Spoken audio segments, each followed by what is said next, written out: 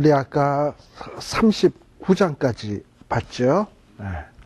자, 요 40장에서부터는 또 이 요셉이 감옥에 갇히고 난 다음서부터의 일이에요. 아마 40장 1절에 그 후에라는 거는 이 요셉이 억울하게 누명을 쓰고 감옥에 갇히고 난 후에, 그리고 이 감옥 안에서 전옥에게 인정받아서 감옥의 모든 일들을 관장하게 된 다음에 이제 벌어지는 일들이 40장에서 나오게 됩니다. 어떻게 보면 이 40장에 나오는 내용은 이 요셉 전체의 이야기에서 중간 단계의 일이에요. 첫 번째 단계는 요셉의 어린 시절과 애굽에 팔려가는 이야기. 그 다음에 요 중간 단계는 이 보디발의 아내의 사건으로 감옥에 갇히는 이야기. 그리고 감옥 아천에서 이 간수들 만나는 이야기. 그 다음에는 이제 감옥에서 바로의 꿈을 해석해주고 총리 대신이 된 다음에 총리 대신이 돼서 하는 이야기.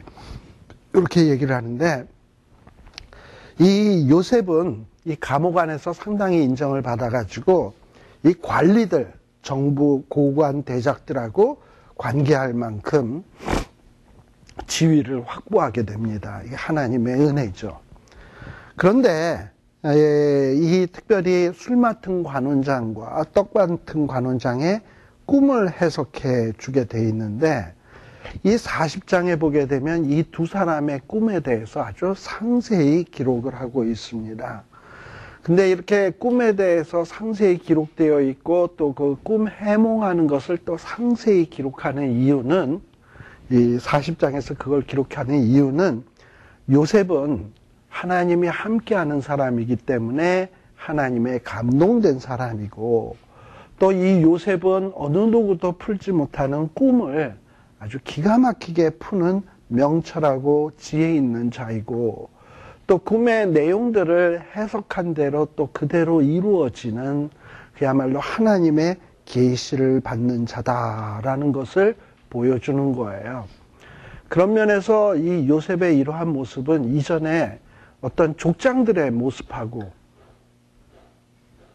이전의 족장들의 모습들은 좀 이렇게 하나님의 계시의 내용을 줘도 시행착오를 겪고 믿음 없어서 믿지 못하고 이런 모습을 보이는데, 요셉은 전혀 그렇지 않은, 정말 어려운 환경 속에 있으면서도 어떤 지도자로서 어떤 이런 모습을 보여주는, 이런 모습을 강조하기 위해서 이런 이야기들이 기록이 되어 있습니다. 그 다음에 또 하나 중요하게 생각해야 될 것이 뭐냐면, 여기 보면 술 맡은 자, 떡 맡은 자라는 말이 돼 있어요.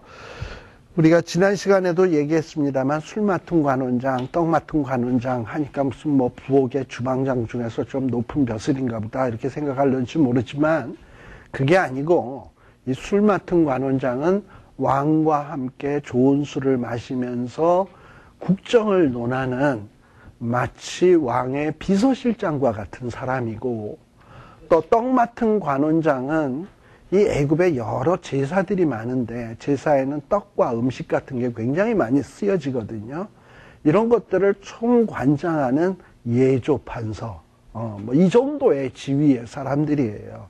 그러니 떡 맡은 관원장, 술 맡은 관원장은 상당한 벼슬에 있는 그런 사람들입니다. 근데 이런 사람들하고 이야기를 할 수 있고, 또 이런 사람들을 섬길 수 있게 된 것도 이게 하나님의 오묘한 섭리예요. 자, 그런데 특별히 이렇게 되게 된 이유는 4절에 보면 시위대장, 누굽니까 이 사람이? 시위대장이 보디발이죠. 자, 보디발이 만일 이 요셉을 정말 자기의 부인을 겁탈하려고 하는 파렴치범으로 봤다면, 감옥에 갇혀있는 이 요셉에게 술 맡은 관원장, 떡 맡은 관원장하고 네가 잘 사귐을 가지면서 그들을 잘 보필해드려라, 이런 부탁을 하겠습니까? 안 하죠. 그러니까 보디발은 누구를 더 신뢰했다? 요셉을 더 신뢰했지 보디발의 아내를 신뢰하지 않았어요. 그래서 요셉을 신뢰했기 때문에 뭔가 좀 요셉을 배려하기 위해서 이렇게 또 술 맡은 관원장, 떡 맡은 관원장을 보필할 수 있도록 했고, 또 이면에는 이 보디발이 어떤 또 야심도 있었냐 하면, 비서실장, 또 예조판서, 뭐 이 정도 되는 사람들이 어쩌다 지금 감옥에 들어오긴 했지만, 이 사람들이 어쩌다 사면 복권돼가지고 다시 나가게 되면 복권됐을 경우에 이전과 똑같은 자리에 올라가든지 아니면 그동안에 억울하게 옥살이를 했으니 한 등급을 더 높여주든지 복권될 경우엔 그렇게 될 거 아니겠습니까? 그죠? 그렇게 됐을 경우에 이 시위대장 입장에서 이렇게 높은 벼슬아치들과 이 좋은 관계를 맺는 것이 절대 손해볼 일이 없거든. 그러니까 이 보디발은 또 보디발 나름대로의 계산이 있는 거야. 그리고 요셉을 배려함도 있는 거고. 근데요, 이렇게 세상 일이 사람들이 이렇게 잔머리 굴리고 계산을 하고 그런 식으로 세상이 움직여지는 것 같은데, 사실은 이 보디발이 잔머리 굴리는 요 잔머리도 사실은 그 배후에서 누가 역사하고 있다? 그러니까 보디발 딴에는 자기가 이렇게 정부 고관들이 복권돼서 자기에게 좀 혜택을 주지 않을까 이런 계산을 하고 있겠지만, 그런 또 얄팍한 지혜를 보디발의 머릿속에 주신 이가 누구냐? 하나님인 거야.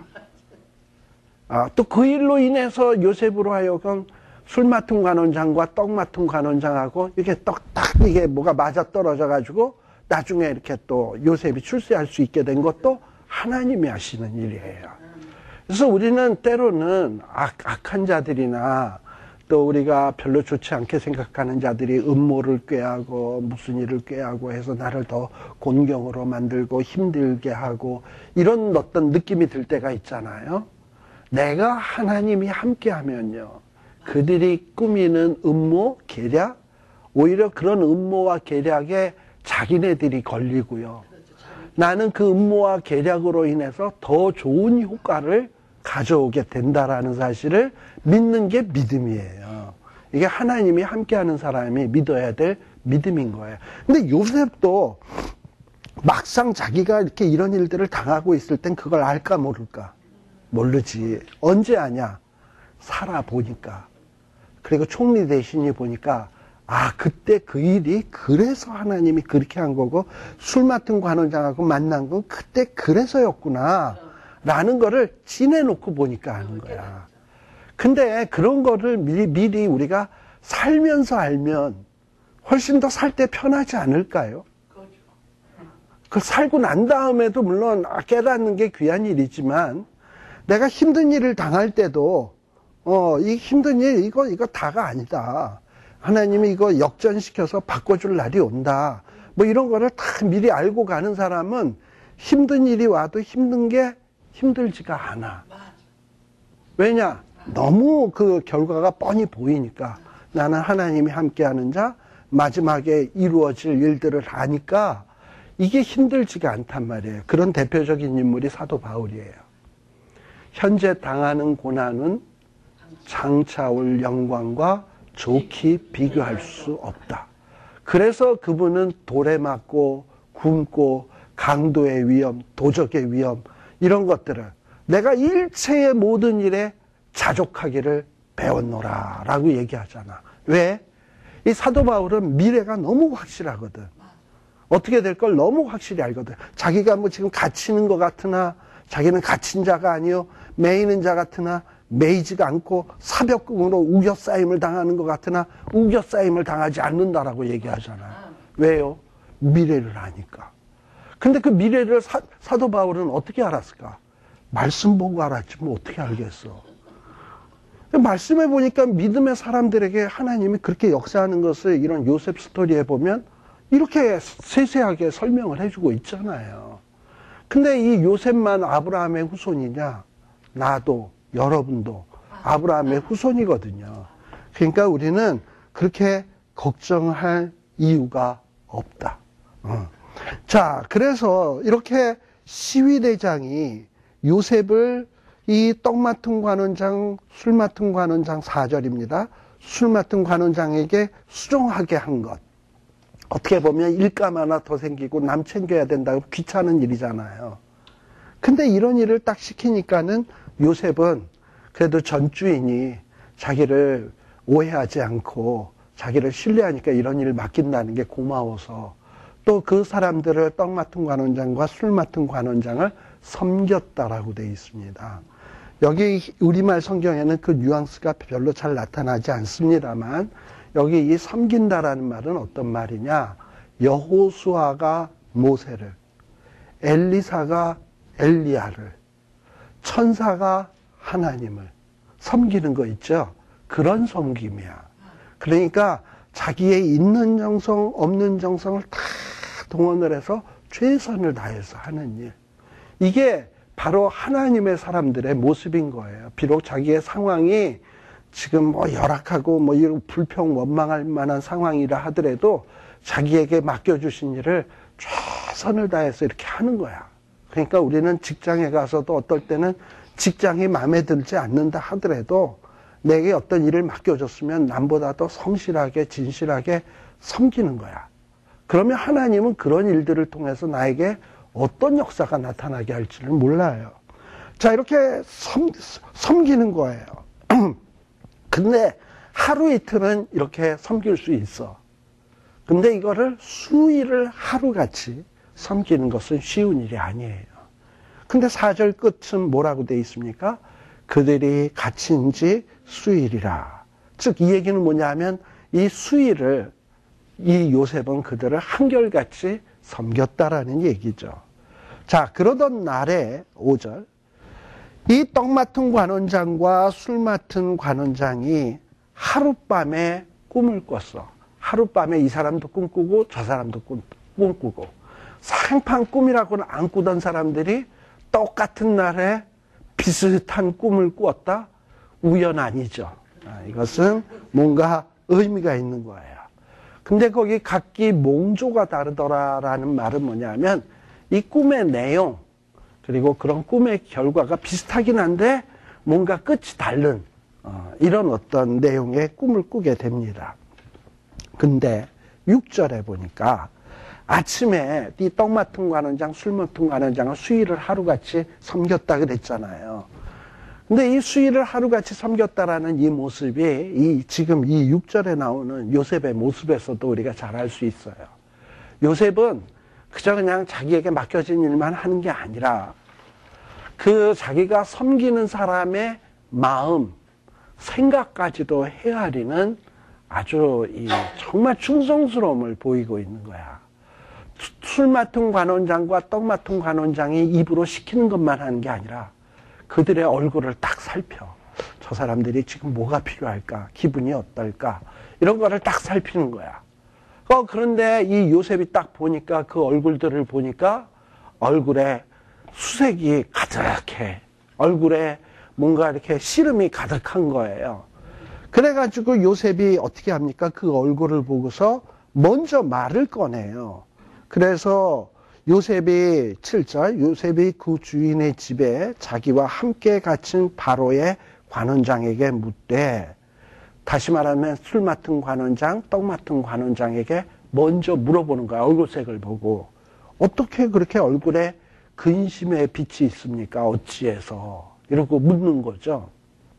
그런데 만일에 이런 요셉의 질문이 없었다면 이런 질문을 안 했었다면 떡 맡은 관원장과 술 맡은 관원장이 오지랖 높게 자기 꿈 얘기까지 봐봐 내가 어제 꿈 꿨는데 이러고선 얘기할까? 안 하지. 물어봤으니까 왜 이렇게 얼굴에 수색이 가득하냐? 에이 뭐 그냥 그런데 사실은 이러고서 이제 얘기가 되는 거지. 어젯밤에 꿈을 꿨는데 참 기분이 찜찜해 이러고 얘기를 하니까 이제 얘기가 된 거지. 그러니까 요셉이 이런 질문을 던지질 않았더라면 어떤 그 사람들이 꿈 얘기도 안 했을 것이고 꿈 얘기를 안 했으면 요셉이 그 떡 맡은 관원장, 술 맡은 관원장에게 꿈을 기막하게 해석하는 사람이라는 사실을 인식시키지 못했을 것이고 그렇다면 바로도 못 만났을 것이고 그러니까 일들이 아무것도 안 되는 거야. 그러니까 사람이라는 게 성심성의껏 섬기고 성심성의껏 남의 사람의 마음을 헤아리는 이런 어떤 내 태도가요. 어떤 결과를 빚어낼지 모른다는 거예요. 그러니까 우리가 나의 상관, 내가 어떤 돌볼 사람, 이런 사람들을 섬길 때, 이 일 내가 왜 해야 돼? 이러지 말고, 죽게 하듯, 충성스럽게 하다 보면, 내가 그냥 퍼뜩 나는 생각, 이 사람이 뭐 요셉이, 내가 출세하기 위해서 저 사람들하고 자꾸 말을 걸어야 되겠다. 그래가지고 그냥 얼굴 쓱 보고서 얼굴 색이 왜 그래요? 이러고서 정치적으로 얘기했을까요? 아니거든. 그냥 진심으로 얼굴을 보니까 좀 안 돼서, 왜 그래요? 어디 아프세요? 뭐 무슨 근심이 있어요? 이러고 물어본 거지. 그리고 진심으로 걱정해서 물어보니까 자기도 진심으로 꿈이 아주 하수상하고 마음이 심란하게 만드니까 얘기를 해준 거고. 그런데 그런 어떤 충성스러운 조그마한 행동 그리고 주거니 받거니 하는 이런 행동 속에서 하나님의 역사를 이룬다니까요. 그러니까 우리 하나님은 나의 일거수일투족을 어떤 마음, 어떤 생각으로 하는가 이거를 다 지켜보셔. 그래서 하나님은 그 사소한 일 하나하나를 붙드셔가지고 나로 하여금 하나님의 거룩한 도구로 사용하게 하신다라는 거. 이런 거를 우리들이 좀 눈여겨보셔야 된다 이 말이에요. 자, 그래서 물어봤어요. 어찌해서 이렇게 근심의 빛이 있습니까? 그랬더니 그들이 이야기하기를 꿈을 꿨는데 이 꿈의 내용은 참 요상한데 이걸 뭐 해석할 수가 있어야지. 원래 이 애굽에는 술객과 박사들이 있어요. 그래서 보통 이런 꿈을 해몽하는 사람들을 술객이라 그러고 또 박사들은 뭐냐면 천문, 과학, 뭐 이런 기술 이런 것들에 또 능통한 사람들이 박사들인데 이런 박사나 술객들이 이런 꿈을 해몽을 하거든요. 근데 깜빵 안에는 이런 술객이나 박사가 있나? 자기네들이 과거에 비서실장 또는 무슨 뭐 예조판서 이런 거 할 때는 자기네들이 꿈꾸면 이런 술객하고 방백들에게 가서 내가 어제 이런 꿈 꿨는데 이거 무슨 뜻일 것 같아? 이러고 물어볼 수가 있었는데 지금은 그럴 수 있는 상황이 아니잖아요. 근데 꿈의 내용은 이상하고 그러니까 좀 뭔가 불길하고 마음이 찜찜한 거예요. 그래서 이 해석할 자가 없다. 그래서 답답하다 이러는 거죠. 그랬더니 요셉이 딱 아주 담대하게 주저하지 아니하고 얘기하는 내용이 뭐냐? 해석은 누구에게 있다? 하나님에게 있다. 뭐 주저하지 아니하고 너무 자신 있게 해석은요 하나님이 하는 거예요. 하고 탁 얘기를 하니까 사람이 너무 자신 있게 얘기하면요 그런 사람 말은 믿게 돼. 그래서 그러니 해석은 하나님께 있으니까 청컨대 내게 말하소서. 그럼 내가 하나님께 물어보겠나이다. 이랬더니 이 술 맡은 관원장, 떡 맡은 관원장이 생각할 때 이 꿈 해몽이라는 건 보통 어려운 일이 아닌데 애굽의 술객이나 박수들도 못하는 일인데 이 깜빵에 그냥 뭐 종으로 있는 사람이 어찌할까. 근데 이 깜빵이 어떤 상황이냐면 아무나 갇히는 깜빵이 아니잖아. 그러니까 종으로 와서 갇혀있는 종도 혹시 왕행과 관련된 또 이런 사람일까 해서 좀 비범하게 생각을 할 거예요. 그런데다가 또 워낙에 뭐 하나님의 꿈의 해석은 하나님께 있지 않냐 당당하게 얘기하니까 얘 뭐가 있구나. 이제 이런 또 마음이 생기는 거지. 이런 마음도 누가 주신다? 하나님. 하나님이 콩깍지가 쓰이게 막 만드는 거야 사람을. 그래가지고 요셉에게 미주알 고주알 꿈 얘기를 다 하게 만드는 거예요. 그래가지고 술 맡은 관원장이 얘기를 쫙 하고 있습니다. 근데 이 꿈 얘기를 하는 내용을 쭉 보면 여러분들 그 무슨 이런 다큐멘터리 같은 거 보면은 꽃이 이렇게 새싹으로 나와가지고 자라서 꽃이 이렇게 피는 거를 고속 카메라 같은 거로 찍어서 갑자기 막 저러더니 이렇게 해서 피는 거 이런 거 보이잖아. 원래 꽃이 피려면 굉장히 오랜 세월인데 불과 몇십 초 만에 쫙 피는 게 보이잖아. 지금 꿈이 그렇지 않냐 이 말이죠. 여기에 보면은 내 앞에 포도나무가 있는데 갑자기 세 가지가 막 나더니 싹이 나더니 꽃이 피고 포도송이가 있고 그냥 뭐 몇 초 만에 꿈속에서 막 이루어지는 거야 그냥. 막 그냥 고속으로 돌아가듯이. 그러면서 이 사람들이 꿈 하루 며칠 걸려서 꿔야 될 꿈의 내용을 하루아침에 그냥 다 꾸는 거야. 고속으로. 그런데 뭐 이렇게 고속으로 움직이는 이런 모습이라는 것은, 이렇게 꿈의 내용은, 이 꿈이 이렇게 고속으로 움직이는 이유는 뭐냐? 지금 이 떡 맡은 관원장, 술 맡은 관원장이 꾸고 있는 꿈의 내용은 그들의 미래예요. 근데 이 미래가 막 지금 고속으로 움직인다는 것은 이제 곧 이런 일이 발생할 거다라는 것을 보여주고 있는 거예요. 자, 그런데 여기에 보면 특별히 술 맡은 관원장이 뭐라 그러냐? 포도나무가 있는데 나무에 3가지가 있다. 이 3가지라는 거는 뭘 의미하는 거냐? 이제 앞으로 3일이 지나면, 요 꿈꾼 날로부터 3일이 지나면 이 애굽의 왕 바로의 생일이에요. 근데 이 바로의 생일이 되면, 그 국경일 아니겠습니까? 왕의 생일이니까. 이 국경일이 되면은 보통 뭘 하냐?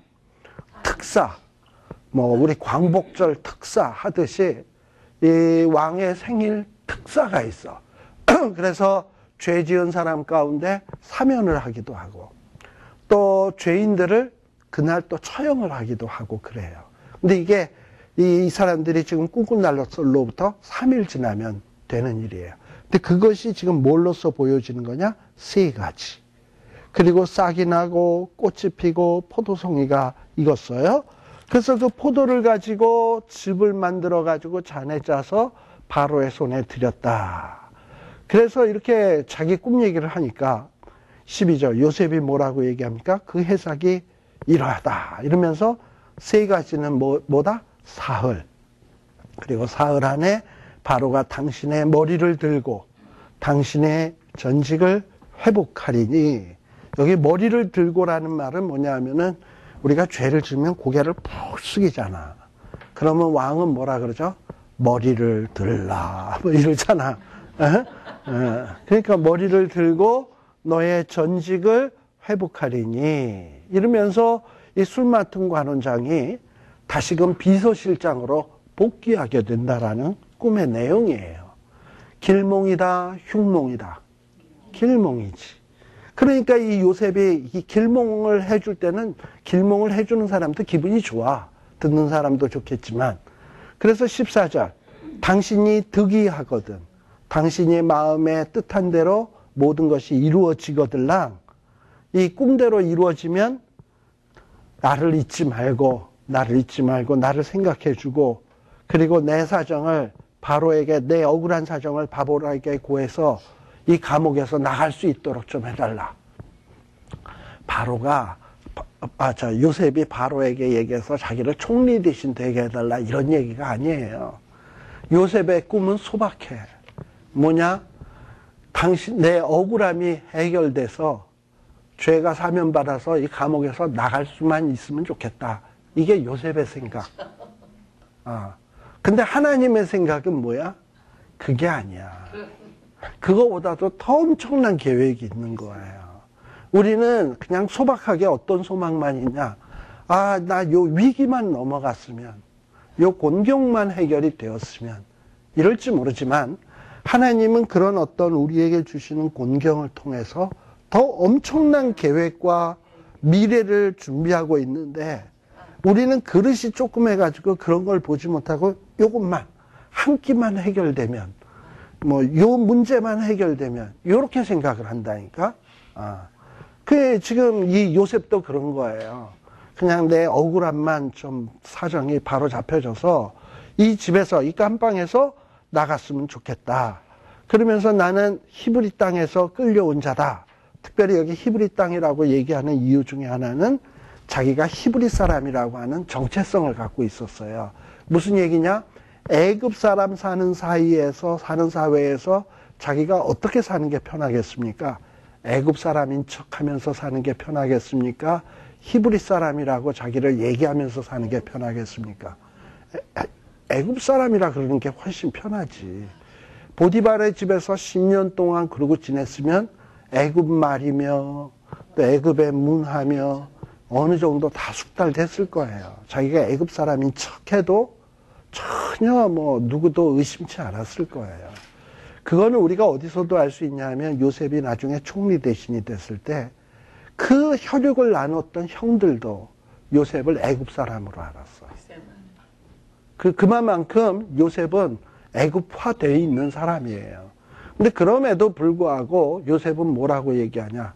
나는 히브리 사람이다. 즉 이 얘기는 뭐냐 하면 자기의 그 정체성, 나는 아브라함의 후손이다. 믿음의 후손이다. 나는 하나님의 백성이다. 라는 이 의식이 애굽이라고 하는 거대한 이 세계 강대국 속에서도 이런 조그마한 나라 히브리 족속이라는 게 그건 애굽하고 비교가 되겠습니까? 그러나 하나님의 백성이다라고 하는 자부심이 있기 때문에 히브리 땅에서 끌려온 자다. 그리고 나는 이런 악을 행한 적 없다. 라고 담대히 얘기할 수 있었던 거예요. 이런 어떤 하나님의 백성들은 당당함이 있어야 돼. 내가 비록 돈은 없지만, 권세는 없지만, 나는 예수 믿는 사람이고, 하나님의 자녀고, 하나님의 택한 사람이다라고 하는 정체성. 이런 거를 어디서든지 드러낼 수 있는 이런 사람이 되어야 하는 거예요.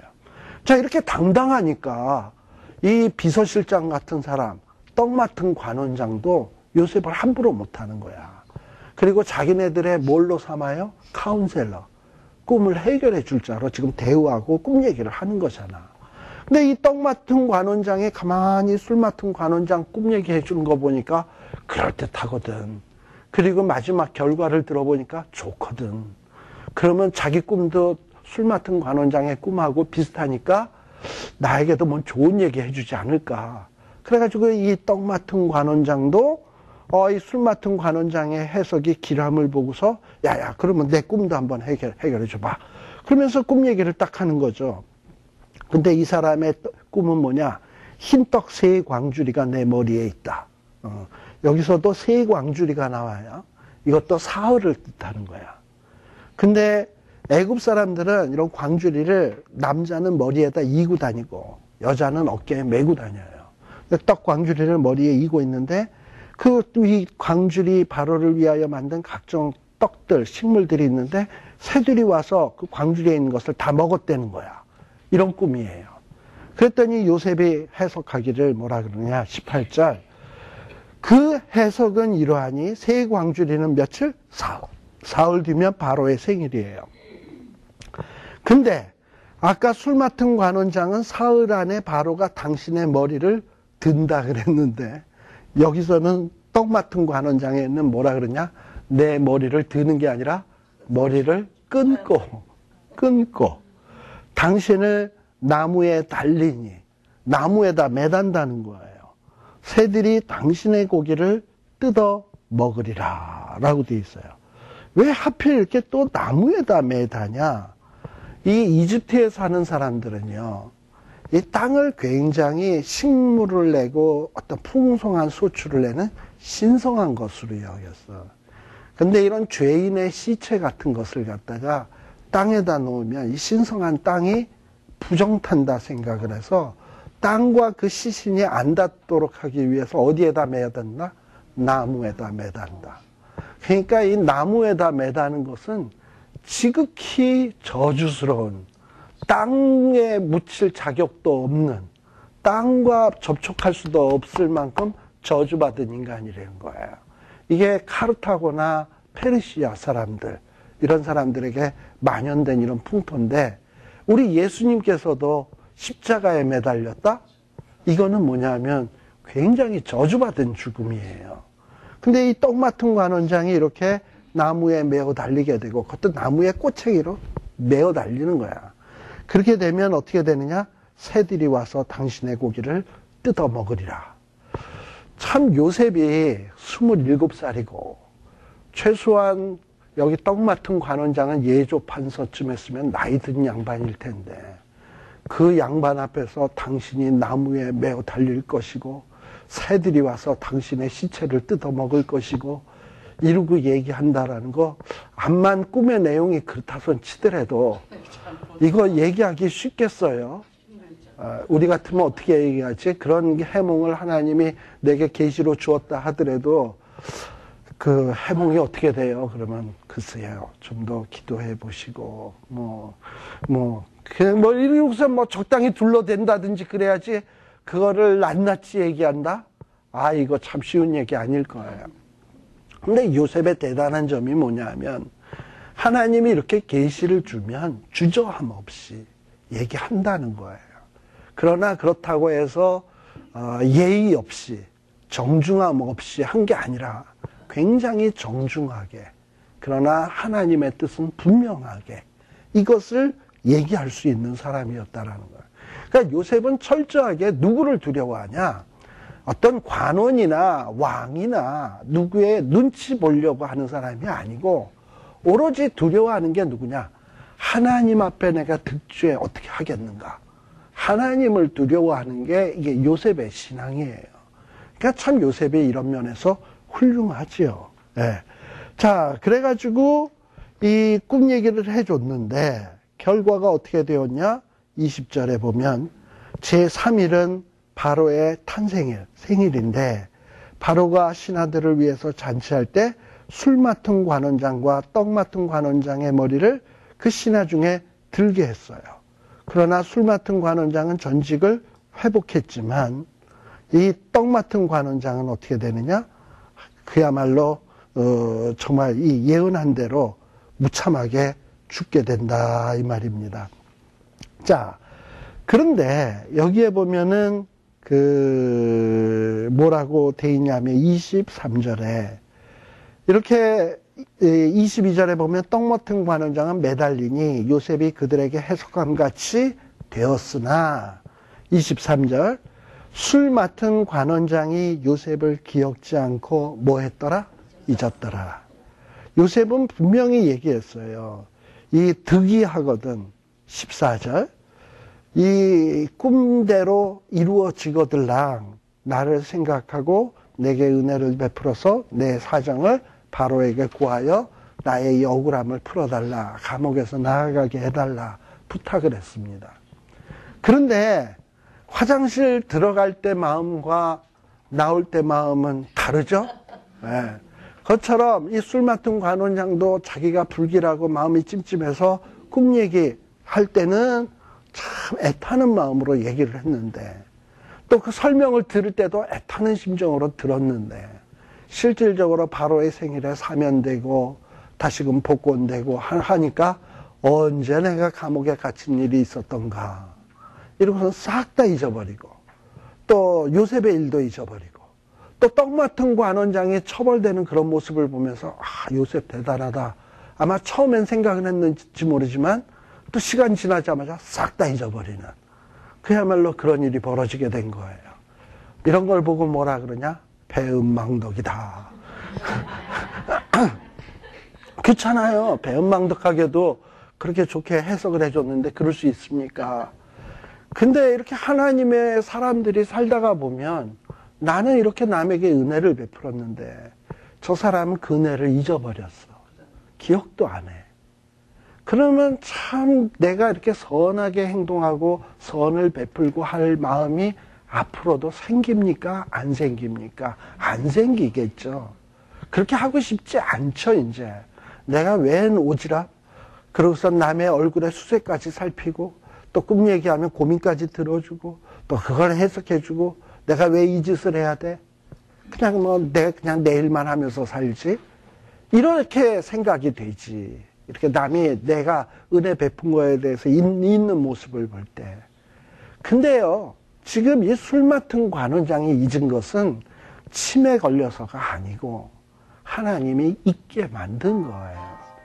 지금 이때의 요셉의 나이가 몇 살이냐? 27이에요. 근데 이때 만일에 이 요셉이 안 당황하셔도 돼요. 그 요셉이 만일에 이 27에 술 맡은 관원장이 기억을 하고 어떻게 로비를 해가지고 요셉을 끄집어냈다. 그러면 기껏 해봐야 감방에서 나온 애굽의 자유인밖에 안 돼. 그렇죠. 그런데 지금 이 3년 동안 술 맡은 관원장의 꿈을 잊었다라는 것은 이 요셉이 나이 30이 되도록 기다린 거예요. 보통 관원, 공무원, 또 이스라엘 백성인 경우에 제사장이 되려면 나이 30이 돼야 돼. 우리 예수님께서도 공생애를 시작한 것은 30세부터예요. 왜냐? 공적인 활동을 하려면 30세가 돼야 돼.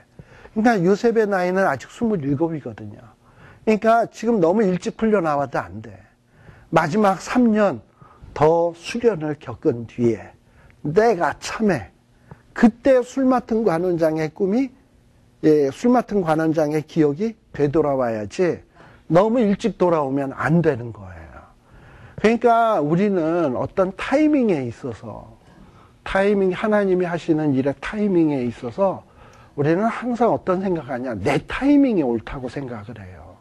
지금 내 억울함을 아뢰서, 내 억울함이 풀려져서 지금 내가 이 깜빵에서 나가야 되겠다라고 생각하는 게 당연하지. 근데 하나님이 보실 때는 지금 아니야. 물론 요셉은 지금이라도 당장 나가는 게 요셉에겐 좋겠지만 하나님의 생각은 뭐냐면 좀 더 큰 그림을 그리고 있는 거잖아요. 왜냐하면 이스라엘 백성들이 지금 가나안에서 가나안과 점점 동화돼 가고 있어. 그래서 지금 이스라엘 백성들을 가나안에서 격리시켜서 애굽 땅에서 격리 생활을 하려고 하는데, 그러기 위해서는 요셉이 단순히 자유인만 되면은 격리 생활이 안 돼. 요셉이 총리 대신쯤 돼가지고 고센 땅 정도는 마련을 해놔서 왕과 의논하에 이스라엘 백성들을 딱 보호할 수 있는 실력이 돼야 이스라엘 백성들이 가나안 땅에서 격리되어서 살아갈 수 있거든요. 그러니까 요셉을 단순히 애굽의 자유인으로서 석방하는 게 하나님의 계획이 아니야. 요셉은 총리가 돼야 돼. 이렇게 하나님은 큰 그림을 그리고 있는데 사람은 내 생각이 옳다, 내 생각대로 되어야 되겠다 이러면서 자꾸 그 하나님의 이 뜻을 거스릴 때가 많다 이 말입니다. 그래서 이 요셉의 이야기를 가만 보면 뭐 옛날에 뭐 주일학교 때 읽었던 뭐 재미있는 동화 얘기 같고 뭐 이런 생각이 듭니다만은 절대 그런 얘기가 아니라 굉장히 깊은 뜻이 있다라는 거예요. 우리 성경 하나 찾아봅시다. 이사야 55장. 이사야 55장 요것만 읽고 간단히 얘기하고 마치겠습니다. 이사야 55장 몇 절이냐 하면 8절. 이사야 55장 8절. 여러분들 꼭 기억해 두세요. 이사야 55장 8절 말씀. 여호와의 말씀에 내 생각은 너희 생각과 다르며 내 길은 너희 길과 달라서 하늘이 땅보다 높음같이 내 길은 너희 길보다 높으며 내 생각은 너희 생각보다 높으니라. 예. 그리고 11절에서 보면 내 입에서 나가는 말도 헛되이 내게로 돌아오지 아니하고 나의 뜻을 이루며 나의 명하여 보낸 일이 형통하리라 라고 되어 있어요. 자, 하나님은 우리보다도 훨씬 생각이 깊으시고 높아요. 그러니까 우리 생각이 옳다라고 생각하는 생각은 집어치는 게 좋아. 하나님의 생각하고 내 생각이 다를 때는 누가 더 옳다? 하나님이 옳다. 이해 안 돼도, 설명이 안 돼도 누구 생각이 옳다? 하나님의 생각이 옳다. 내가 볼 때는 말이 안 돼도 그것을 인정하는 게 뭐냐면 믿음이에요. 그걸 인정하는 게. 근데 그러다 보면 하나님의 생각이 나보다 하수가 아니야. 고수야. 더 높고 더 넓어요. 그냥 다른 게 아니야. 우리는 어떨 때는 하수의 생각을 그 사람 생각을 해서 따라주는 것도 일종의 믿음이지만 하나님은 절대 그렇지가 않아. 하나님은 나보다 더 고수야. 그러니까 하나님대로 하면 좋은 결과가 나오게 돼 있어요. 이거를 믿는 게 믿음이에요. 그리고 하나님은 말을 했잖아. 절대 헛되이 돌아오는 법이 없어요. 창세기 15장에서 얘기했던 거 기억하시죠? 너와 내 후손이 애굽에 간다. 400년 있는다. 근데 나올 거다. 지금 하나님은 이 일을 하기 위해서 누구를 사용하고 계신다? 요셉. 그러니까 하나님은요, 하나님의 뜻을 이루기 위해서 하나님의 사람들을 사용하고 싶어 해요. 그게 어쩌면 저일지 여러분일지 우리 모두 다일지 우리는 잘 몰라요. 그러나 어떨 땐 우린 그렇지. 아니 뭐 나 같은 게 무슨 그런 어떤 하나님의 거룩한 계획에 쓰임 받을까? 요셉 생각해 보세요. 어렸을 때 철없는 사랑만 받던 채색 옷이나 입고 다니고 형들 앞에 나 꿈 꿨다 이렇게 꿈쟁이 철없는 아이였어요. 근데 철없는 아이가 뭐 어떻게 됐습니까? 종으로 팔려갔어요. 뭘 할 수 있겠어요, 그 아이가. 그 자격에, 종의 자격에, 팔려온 주제에, 또 억울하게 누멍 쓰고 깜빵에 갇힌 주제에 뭘 하겠어요. 그러나 그가 하나님 두려워하는 마음으로 어디서든지 자기보다도 높은 사람에게 죽게 하듯 섬기면서 하나님 앞에 득죄하지 아니하고 꼿꼿하게 뚜벅뚜벅 걸어갈 때 하나님은 그 인생을 붙드셔가지고 이스라엘을 살리고, 또 이스라엘만 살리나 흉년이 들었을 때 세계 각국의 모든 굶주려서 죽을 뻔했던 사람들도 요셉을 통해서 살리는 엄청난 일에 요셉을 사용하고 있거든요. 그러니까 우리는 우리를 결코 과소평가해서는 안 된다. 내 하는 일이 적어 보이고 아무것도 아닌 것 같아 보이지만 이 일을 통해서 하나님은 어떤 역사를 할지 몰라요. 내가 누군가에게 오늘 얼굴이 왜 그래요? 이 일을 통해서, 이 인사말을 통해서 내 운명이 바뀔 수도 있어요. 저는 누군가가 저에게 이 사과 한번 먹어보실래요? 이걸로 인생이 바뀐 사람이에요. 그것은 제 와이프가 한 얘기였습니다. 아무튼 그런 거예요. 그러니까 그런 것이 만남이 될지는 아무도 모르는 거거든. 꿈이 아니야. 꿈이 아니고 저한테 이 사과 한번 드셔보시라고 한 거였어요. 그냥 뭐 맛없는 사과였는데, 아무튼 그 얘기하면 또 긴데, 이렇게 지극히 평범한 만남, 평범한 말 한마디, 이런 거에서부터 역사는 시작이 돼요. 기도하겠습니다.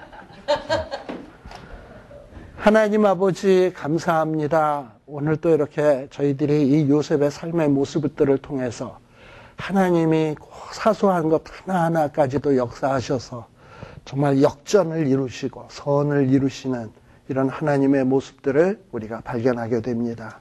하나님의 생각은 내 생각보다도 높고 또 하나님의 생각은 내 생각보다 훨씬 깊다는 것을 인정하는 믿음을 주시옵소서.